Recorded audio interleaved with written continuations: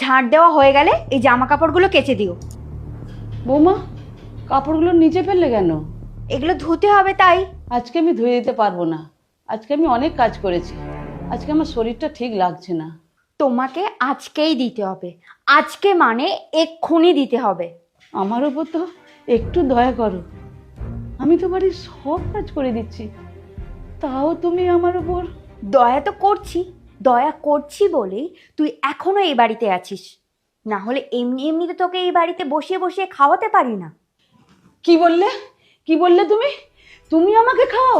আরে আমার ছেলে ইনকাম করে আনে, সেই টাকায় আমি খাই।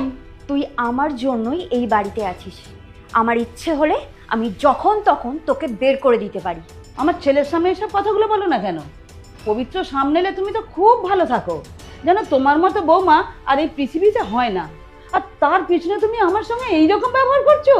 আমি এখানে কোনো বৃদ্ধাশ্রম খুলে রাখিনি যে যে কেউ এখানে এসে থাকবে। কি বললে তুমি?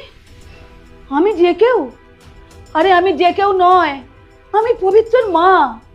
এই ঘরটা আমার ছেলের। তোমারও এই ঘরে যতটা অধিকার আছে, আমারও ঠিক ততটাই অধিকার আছে। এই ঘরে সব কাজ তো আমি করি। তুমি সকালে ওঠার আগে আমি এই ঘরে উঠে ঝাঁট দিই, বাসন মাজি, কাপড় কাচি, রান্না করি, সব কিছু করি। অনেক নাটক হয়েছে। আর না, আমি যখন বলেছি আমার জামা কাপড়গুলো এক্ষুনি ধুয়ে দিতে হবে, তার মানে এক্ষুনি ধুয়ে দিতে হবে। বেশি কথা না বলে জামা কাপড়গুলো ধুয়ে দে।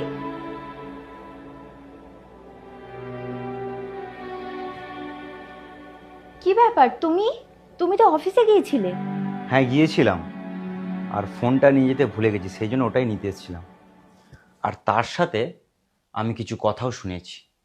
কথা? কি কথা শুনেছো তুমি? যেসব কথাগুলো তুমি মাকে বলছিলে, বাড়ির সমস্ত কাজ তুমি মাকে দিয়ে করাও। তুমি ভালো করে জানো মায়ের শরীর ঠিক নেই, সেই জন্য আমি গ্রাম থেকে মাকে শহরে এনেছি, যাতে আমাদের সাথে থাকতে পারে, রেস্ট করতে পারে, তুমি মায়ের খেয়াল রাখতে পারো। আর তা না করে তুমি বাড়ির সমস্ত কাজ মাকে দিয়ে করাচ্ছ। আরে দুটো কাজ করেছে তো কি হয়েছে? একটা দুটো কাজ? বাড়ির সমস্ত কাজ তুমি মাকে দিয়ে করাও, আর এইসব কাজগুলো তোমার করা উচিত। কেন? এগুলো আমার কাজ কেন?